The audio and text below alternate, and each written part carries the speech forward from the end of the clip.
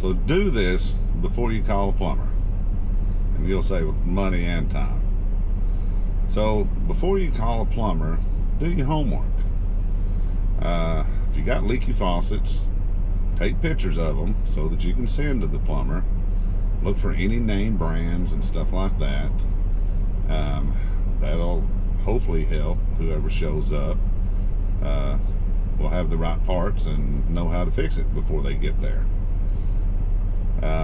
If there's like leaks under sinks and stuff, do your homework. Climb underneath there. Go ahead and clean stuff out if you need to. Look really good. See if you can see where the leak's coming from. See if you can tell if it's coming from the drain systems or the supplies or the strainers or the, or down from the faucet. Do your homework. Toilets. If you're having problems with the toilet, take the lid off the back. Look for name brands of the toilet.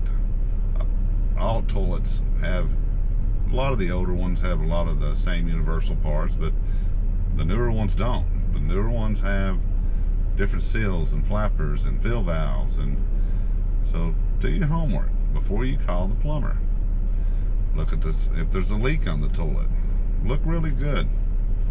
Reach up under the tank, fill the bolts, see if water's coming from around the bolts. Fill the supply line. If water's coming out around the base, give the toilet a shake. See if it's a rocky toilet. That way you can tell the plumber that I've got a rocky toilet.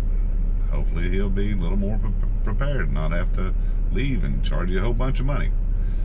Because most of the time when a plumber leaves, he's charging you to go get the stuff to work on your house. So do your homework.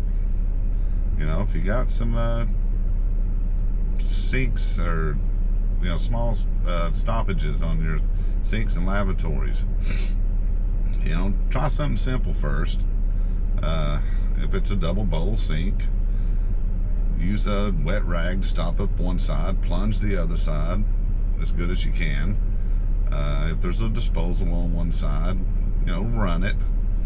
A lot of people don't run their disposals super often and they'll stop up.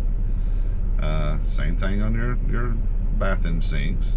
If you got a slow drain, take you a wet paper towel or something, stop up the overflow holes and plunge the drain.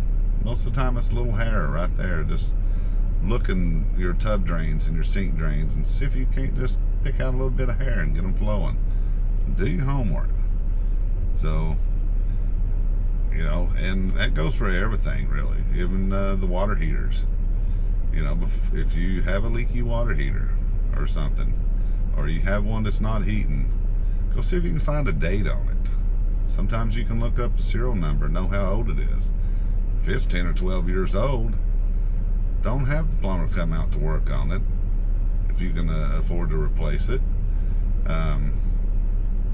Take a picture of it, look at the gallons, and tell your plumber that you just need a new water heater. You don't need to pay him to come out and diagnose the problem. So before you call a plumber, do your homework. Take your time. If you got a little upstairs bathroom, you got a drip in the ceiling, take your time before you call a plumber, unless it's flooding, of course. Take your little pencil mark and put on that little spot on the ceiling and do your homework. Take your time over a day or two. Flush the toilet a few times, see if the spot grows. If it don't, then run some water in the bathtub or shower. Don't turn the shower on. Just run some in the tub, see if the spot grows. Look at your fixtures, your handles and stuff like that. See if you see water coming out around your handles.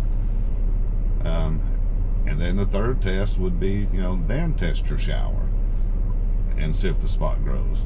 So do your homework. Kind of educate yourself a little bit on what the problem really is before you call a plumber. It'll save you a lot of money. All right, guys. Till next time. Peace out.